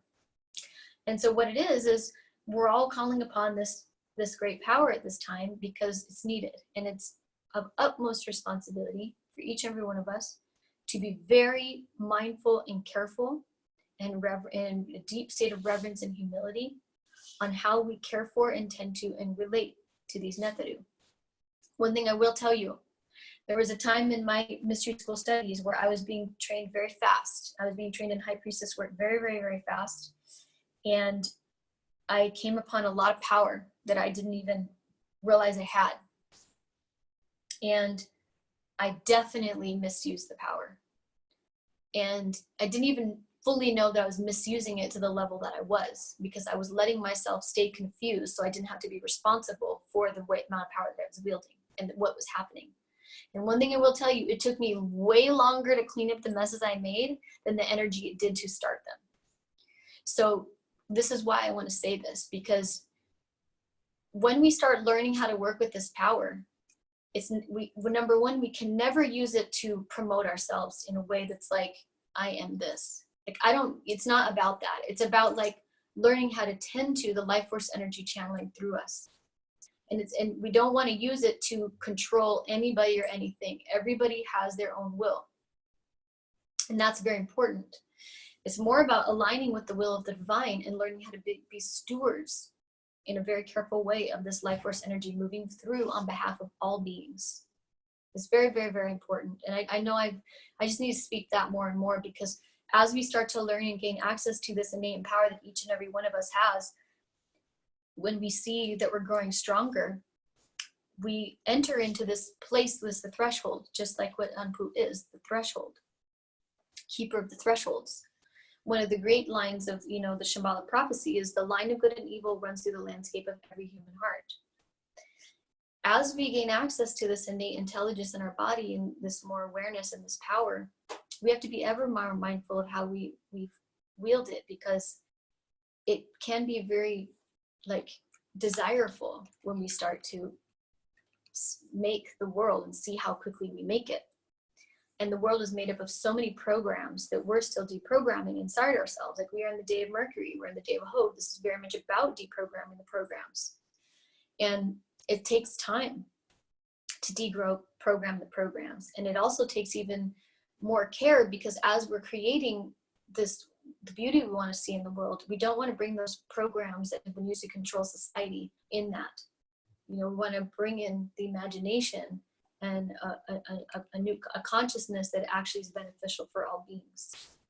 So I just felt like I wanted to say that. And yes, Rhett, power to enhance your life experiences, for sure. Empowerment at the heart, with the heart of humility. A heart of humility and empowerment, and how to direct energy in a good way from a humble heart that's wanting to give on behalf of the goodness of all beings, for sure. And that's why we learned sigilcraft last week. We were learning how to work with magical technologies to project into the field the prayer we're setting in motion. Okay, so great question. This is why healing work is of utmost importance, tending to our inner body temple. Okay, 425. Whew. Could talk about each and every one of these beings all day. Okay, so now we're going to get to Neith. Is that still learning how to hold these things up here? Yes, please. Thank you. Neith in the north. She's one of my great teachers right now. Now let's take a look at Neith. Go ahead and look at her hieroglyph to begin. And look at her crown. I think I made notes about her. She often is connected to the warp and the weft. She's recognized as the weaver. She's often connected to the weaver of the cosmos. And Neith is in the north because she has a very, very, I don't think I made notes on her. She's a very, very, very directly related to all the ancestors and the star beings. The north is oftentimes related to ancestors and star beings. And so she helps to weave the web of creation. She has this big, beautiful, she weaves this big, beautiful black cosmological universe. And then some of the stories in the local universe, and she brings this white thread, and this white thread is the Milky Way. And she weaves the Milky Way into the big black web of the universe. And then at every cross point, she comes in and she makes a knot, and she knots a star, and then she comes over here and knots a star, and comes over here and knots a star. And she makes this beautiful tapestry, this web that each and every one of us come from and return to and are part of. One of the things she very much teaches, of course, the warp and the weft, how to weave in consciousness, to be more mindful of what we are weaving, how we're weaving, and how what we are weaving and how we're weaving it influences the web that others are weaving. Because we're all weaving. And she's very much about learning the technology. Obviously, I'm from Master Giving spiders. It's like a spider technology. It's learning about the art of weaving a tapestry that creates this gorgeous, most beautiful magic rug, divination rug, that is so precious and so incredible and with so much love and intention, that it becomes an heirloom rug and it's passed down from generation to generation. It's never thrown away. It never gets thrown away. And she's very much about the level of detail and intentionality of everything that we're weaving. Because everything that we're weaving is not just for this life. It never is. It's always a rippling effect in all directions. And so we're learning the art of weaving, and how we're weaving is actually leaves a legacy. Like what's the legacy that you're weaving in future generations beyond your life? You know, so much what she's about. And so I'm going to just kind of move through her a little bit quickly because it's 4:28. I want to at least get to Aset. One thing I wanted to notice here too, her family is the family of Pet, and Pet is the family of heaven. So now we're starting to get into these other families and areas of cosmic planes. Okay? Thank you, Jonathan. Neat. Now, we're going to just 2 minutes on Tehuti, and then we're going to start with Tehuti next week. There's Tehuti. We didn't even talk about Heteru. Linson wanted to talk about Heteru and Tehuti. So Linson, next week we are starting with Tehuti and Heteru, I promise. I tended to get there, but you know. Tehuti is known as Jehuti, sometimes D-J-E, D-J-E-H-U-T-I. There is Tehuti, known as Jehuti, also known as Thoth, also known as Hermes Trismegistus, also linked to Mercury, also linked to today. We are in the day of Mercury on Wednesday. So Tehuti, Thoth, Mercury, Hermes, is the one who wrote the Emerald Tablet. Every time I say, as within, so without, that which is above is that which is below, and two become one, then we enter the kingdom of heaven. That comes from the Emerald Tablet. We're going to send the Emerald Tablet in the newsletter for the Living Village Culture newsletter, so each and every one of you can have a copy, the version from my teacher. Tehuti is the one who, some of the stories is that Tehuti and Ma'at, there's many stories, these are the stories I like, you can keep them up. Tehuti and Ma'at came down together from the cosmos, from the family of, oops, which way? Oh, no, from the family of heaven, from Pet, from the and then from the family of the moon, And they came down into the solar universe, bringing forth the secret teachings of the cosmological workings of the universe, cosmic law. Ma'at is very much about the cosmic laws and of truth and justice. And Tehuti is about the secret teachings, the sacred languages, the words of power, Heka.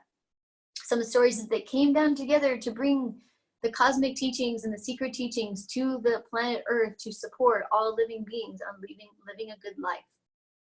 And so they're very much in family and relation. Ma'at is very much about cosmic law, cosmic truth, the cosmological mechanics and machinery of the universe and how it functions and works. Tehuti, Thoth, is very much about the cycle of life and death, the secret teachings of life that feeds death, that feeds life again, and very much about the words of power and the sacred languages and how we bring forward those teachings into our daily lives so we can live that life, that resurrecting, the death, life, resurrecting, regenerative nature.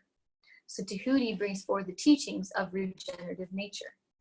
So there's a little bit about that family.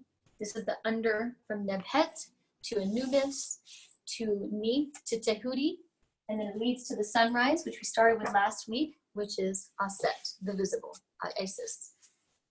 Okay, before I open up to questions, thank you so much everyone. Thanks for coming. I'm very much welcoming contributions, and you can contribute to me in my Instagram, which is Isis Indriya. I can send you my, Isis Indriya. I can send you my Venmo too.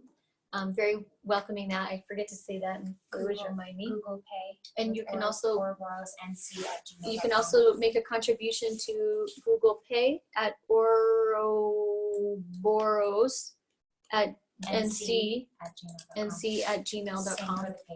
Same for the PayPal. Same for the PayPal. So thank you. And so before closing, I just want to say, and then I'll open up to questions and I'll close the circle. Tomorrow we're doing divination. Now, I say this every week, and I mean it, that there is a thread. One thing leads to the next.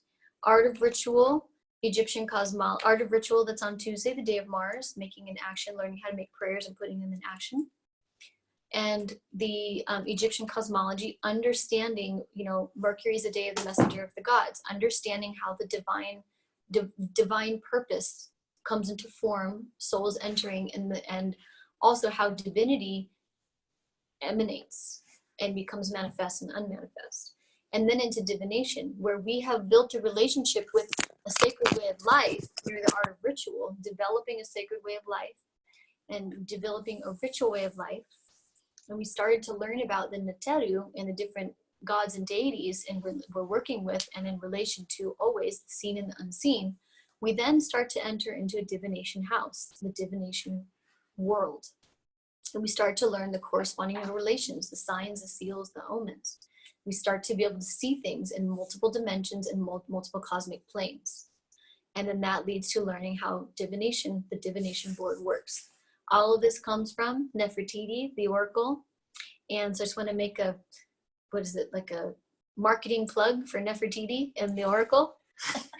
And so I want to say thank you to shameless plug for Nefertiti and Oracle. Thank you so much. And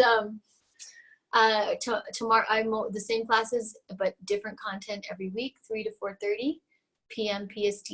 And then we will be posting the recordings from last week on the livingvillageculture.com newsletter that we're sending out Sunday. And we always post the recordings a week after.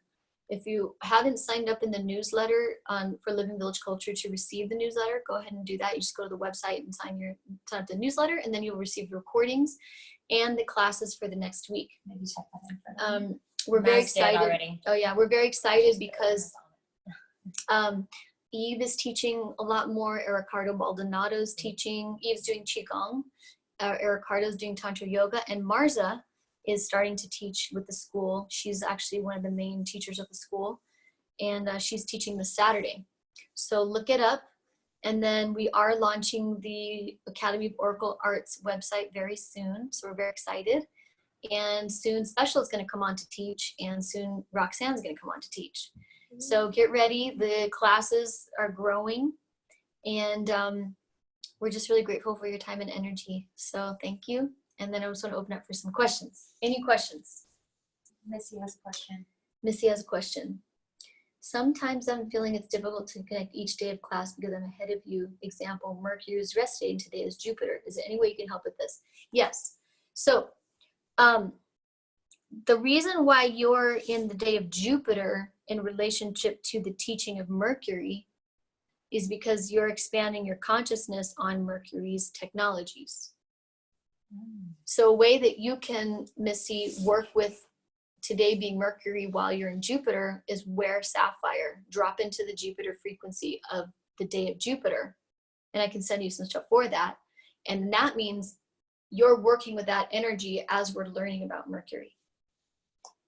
That's the way you can work with it. It's super psychedelic. Yeah, wear sapphire or hold sapphire or rock the blues. Tomorrow. Well, that's today for her. Today for, yeah. And for all of us tomorrow, rock the blues for tomorrow. Okay, cool. Any other questions? I have a question about the Pleiades. Which Neteru associated with the star cluster? Oh, yeah, dear, that's a very, very good question. We are going to start, per Linson's request, next week with Neteru, the Hathors, and Tehuti. And oftentimes the Pleiades is very much connected to the Hathors, the Neteru. And one of the things we are going to talk about too that we didn't get to today, but we will do next week, is the 7 solar planes inside the 7th cosmic planes in relationship to the Pleiadian star system. So we're going to get into that next week. So great question. Is there a brief description? Oh yeah, Duat. Tia. Sorry, Tia. I did not speak about the Duat. You're right on point. So brief description of the Duat. How to make this brief. It is the journey. And, Cicada hasn't seen any of the newsletters. Maybe send us your email, Cicada, and we'll check it again. Or check your promotions folder per Maz's request. Okay, Duat. The Duat is the journey that is the place that the soul, when the soul has passed and is entering the body, the soul has left the body. the soul's journey through the halls of Amenti, the 12 gates, where you meet the serpents of each gate, to get to the Duat, the journey to the Duat, to meet Ma'at, to weigh the heart against the feather of Ma'at with Anubis. Anubis is there, and there's a whole host of deities there. And then if the soul is lighter than the feather, the heart's lighter than the feather, then the soul goes into the celestial realms, goes back into through the star systems, takes the celestial barge home. If not, then oftentimes it gets eaten by a 3-animal being and either gets sent to this realm most relate to as the Bardo, or comes back and does another life. We are definitely going to be talking about that, is the root of so much of the Egyptian mysteries. It's called the Oser, the Osirian mysteries. So we're definitely going to get into the Duat, and we're probably going to spend an entire month just on the Duat, because it will take time. I'm still learning. I will forever be learning about the Duat. So great question, Tia. 2 questions from Amber. Is there a certain brand of essential oils, and should I send you a message on Insta about the rites of passage you messaged at the beginning? Yes, Amber. Yes and yes. So the essential oils that I work with are Nefertem. I'm going to write their name in there, Nefertem. These are the best. Now, why they're the best is I'm going to tell you why. Ancient Art of Perfuming. Thank you, Sonia.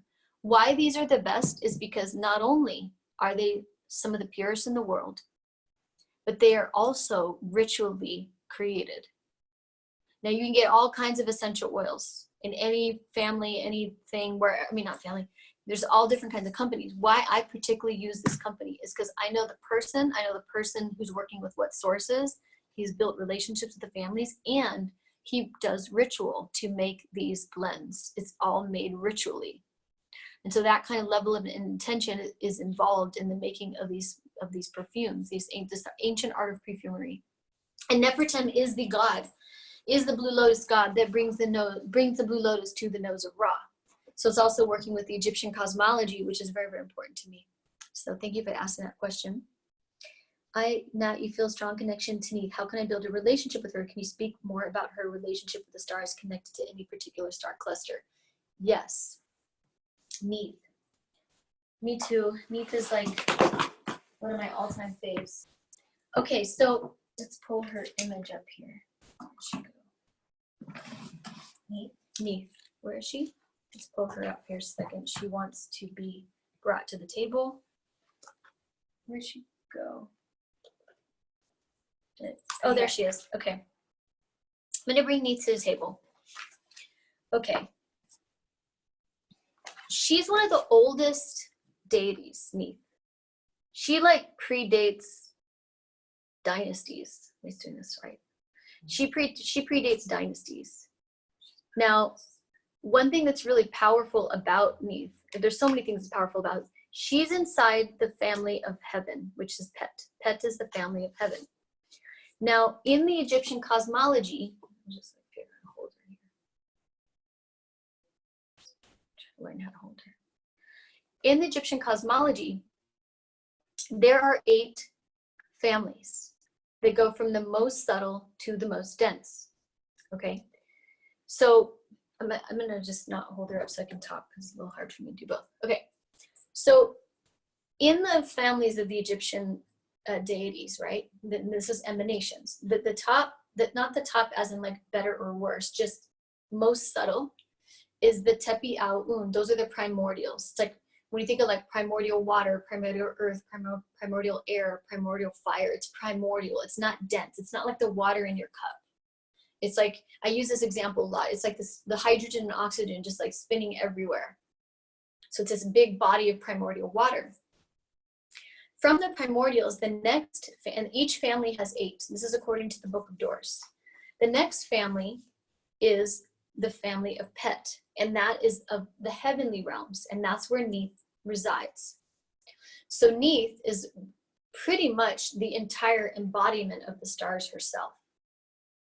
Because from Neith, which is, in the family of heaven, you have 8 minus 2, 6 more families becoming more dense. Earth is family number 7. Duat is family 8. So think of earth, and then think of wind, which is Nef, right? So you have Duat at the very bottom, the most dense. Then you have the earth, which is Ta. Then you have Nef, this wind. Then you have Ra, which is the fire, the sun. And that is our local universe, how our earth circulates our local universe, the sun. Then from the sun, you have Aa, which is the moon. You have Aakhut, which is the family of fire. Then you have Pet. Then you have the primordials. So where Neith resides is all of these emanating families come from her, where all of these different star systems are coming out of, like Pleiades, like Sirius A, B, like Orion's belt. They come from her. She's the body of the stars themselves in this particular cosmic plane, these particular cosmic planes. She's also, one of the things that I love that, I just love this story.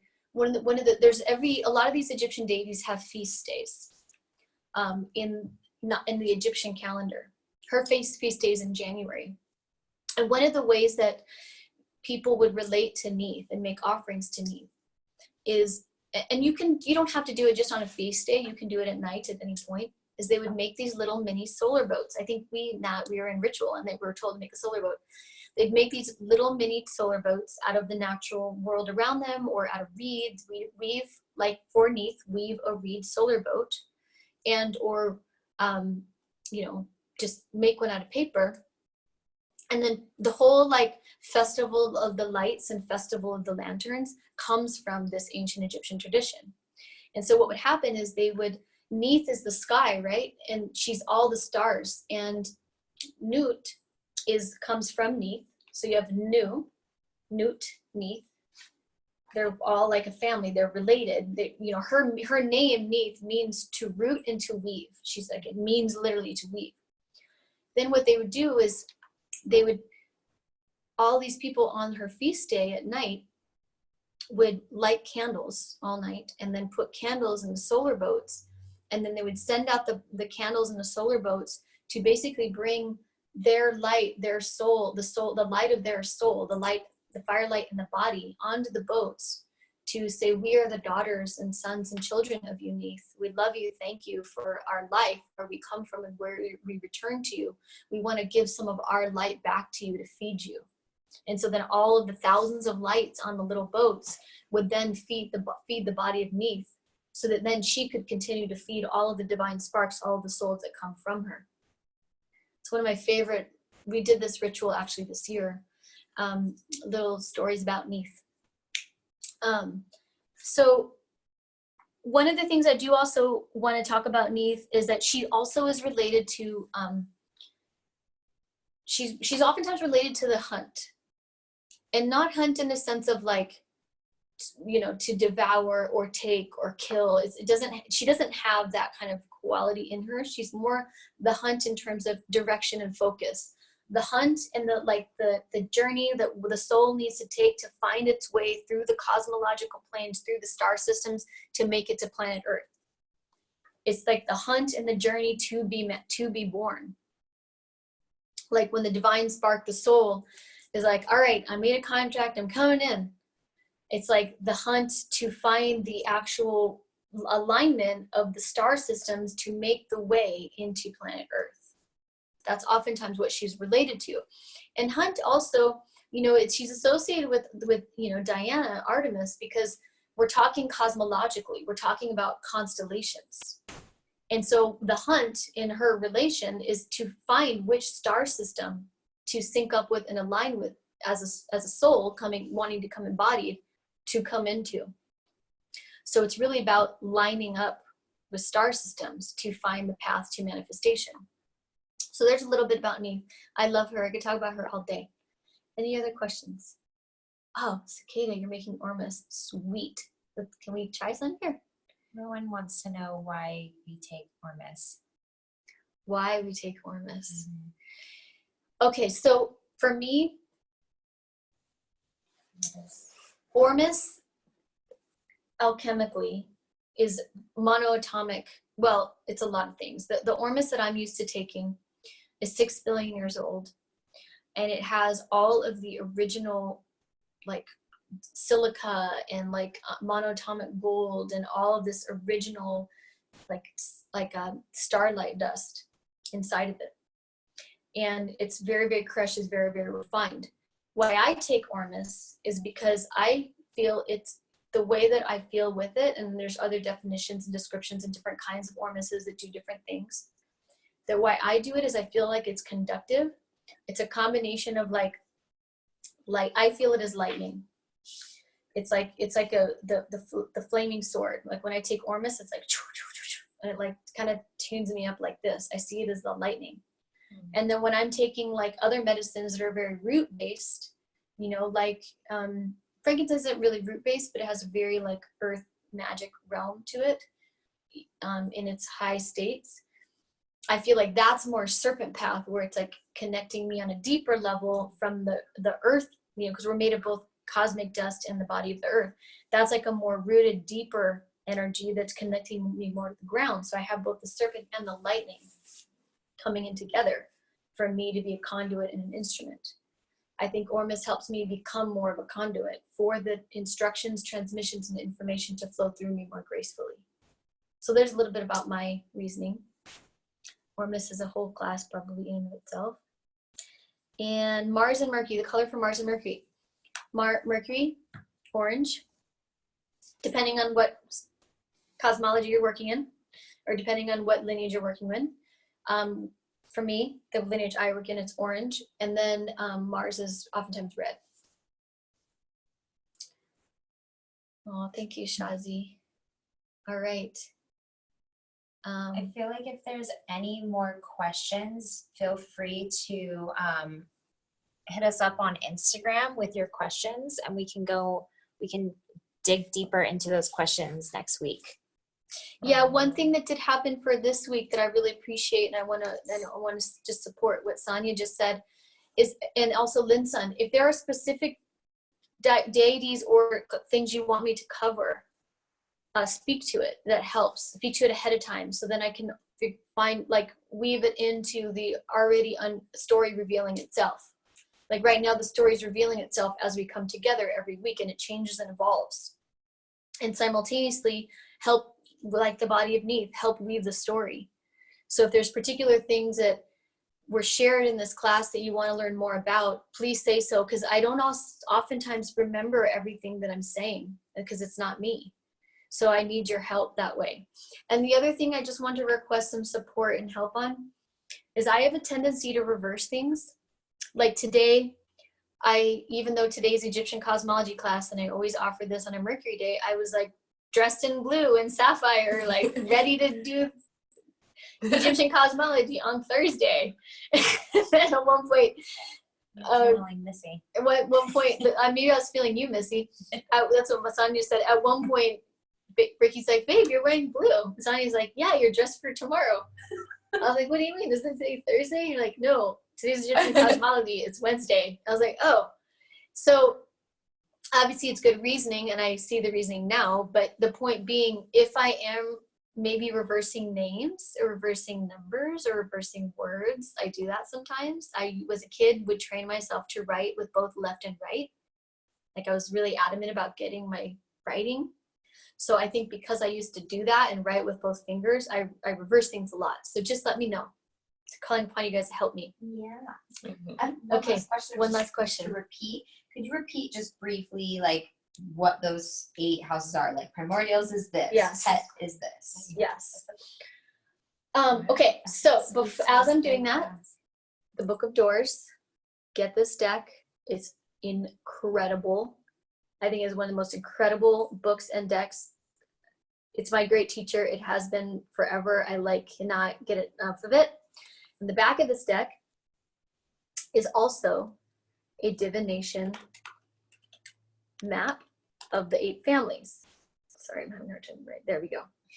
Okay, so they're all right there. 64 emanating qualities of the divine. Okay, so from the top down,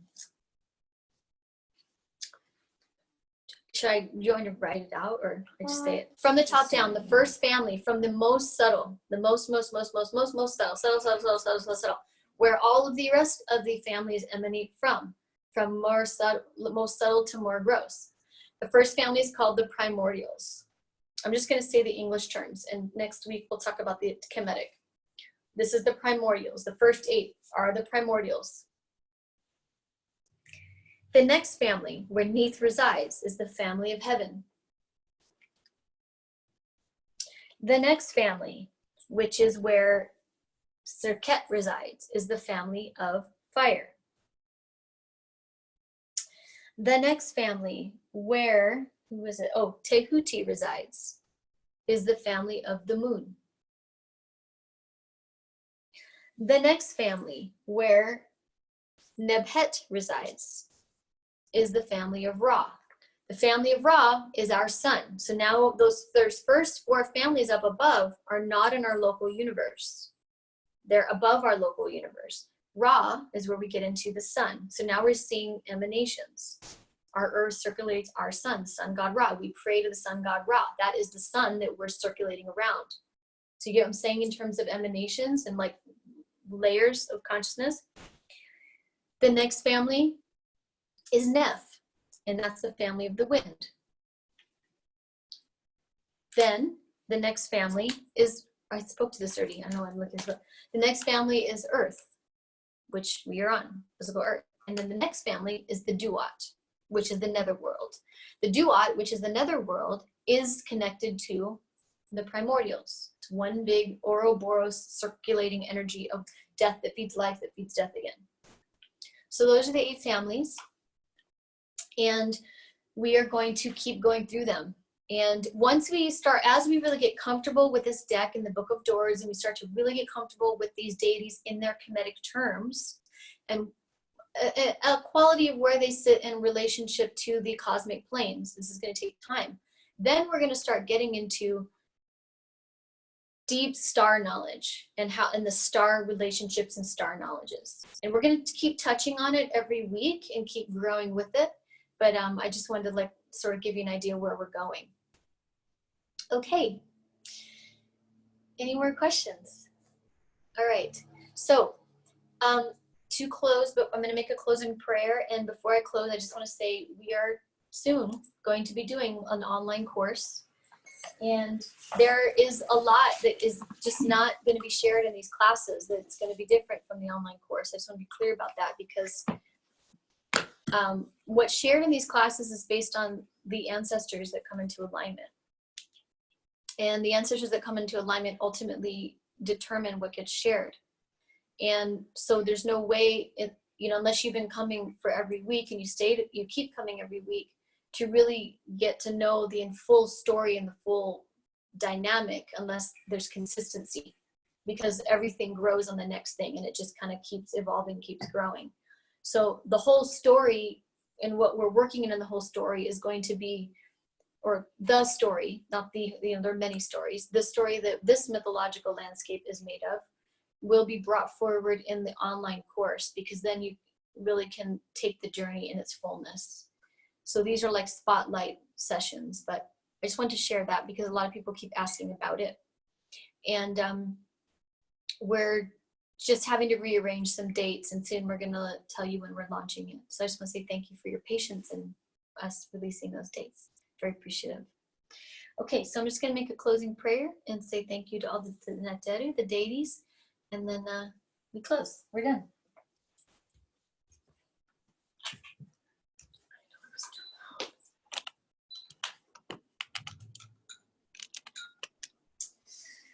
Okay. So I just want to say thank you, really to begin to Nefertiti. I feel for some magical reason you're bringing yourself to the forefront. And, I just want to acknowledge that maybe this time where the unseen was just not given the space to be seen, that you're helping to bring the unseen to be seen again. And I just want to say thank you for that. And, I have to admit, sometimes all these lives, many lives of study, I've always just wondered if the world cared about this anymore. And I'm just really grateful that all of us and our ancestors do care about it, and we realize how necessary this is also. It plays a role in this great turning, this work. And, you know, with the cedar, I just want to acknowledge, you know, over the years, sometimes I felt like, you know, I'm speaking to you directly, Nefertiti's. Over the years, I've sometimes felt like these ancient teachings were like almost like silly to the modern world and like a waste of energy because it's not progressing in a way that makes more stuff to sell more and make more money to buy more. And I'm just grateful to feel that, like, as we turn, the ages turn, the things that keep staying are the ancient teachings that keep growing and keep, they're like the through line through all the turning through the ages. So I'm just really grateful about it, and like feels really good that you and your teachings are now being shared in this way. You know, as we come from the body of Neith, the great web and the weaver of the web, and how Neith has now come forward with you to help weave the web through the interweb, and just the magic of that. So I'm just really, really grateful to you, Nefertiti, and to the Oracle. And I feel really grateful that you trust me to, you know, be a vessel. And I'm just always going to ask for any guidance and support to keep myself clear and clean and tuned up, and tend to any healing I need to, and take care of my shadow in a good way, treat my shadow in a good way, so that I can continue to be a student and a vessel for you. So I just want to say thank you for trusting me. And in that way, I just want to say thank you to all the Neteru that trust all of us too, that they're willing, and you, Nefertiti, trusting all of us, and all the Neteru that are coming around because they feel just connected to each and every one of us that are here today, and they feel like they want to present themselves to each and every one of us here today, and just the magic of that is just so incredible. So I want to say thank you particularly to you, Nebhet, for being visible and bringing forth some of the stuff that we forget to or try to push under the rug. So I just want to say thank you, Nebhet, and say thank you, Anpu, and say thank you to me, and to Huti, and to Oser. In that way, an ever-growing gratitude to you, Aset, for bringing the Mystery School teachings to this world. And in that way, I want to say thank you to all of our benevolent ancestors, guides, and allies, each and every one of us. Incredible. Wow. Thank you for dreaming this into being. This is a good one. So excited for tomorrow and next week. And I just love how this is growing. So I just want to say thank you to all of our ancestors so much. And then thank you to all of our ancestral homelands, where each and every one of us reside, our habitats, and all the beings, human and non-human, that reside in all our ancestral homelands.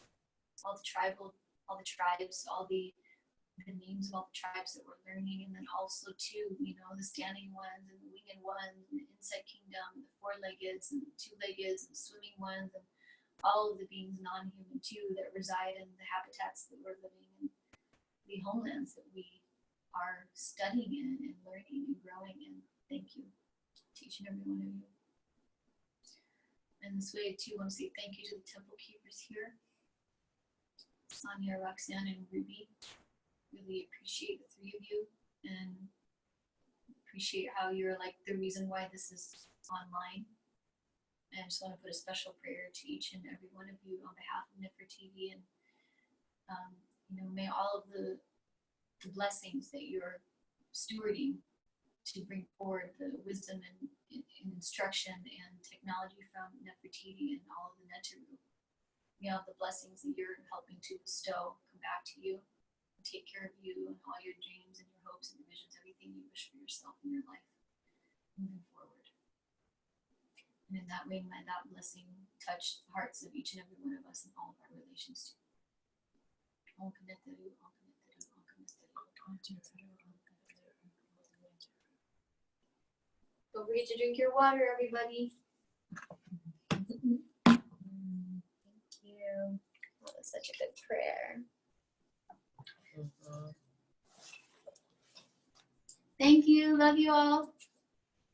See you next week. Thank Or you. tomorrow. Tomorrow, divination.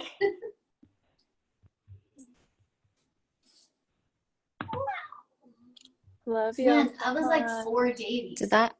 I know. They want attention. They deserve it. So Aset is Isis.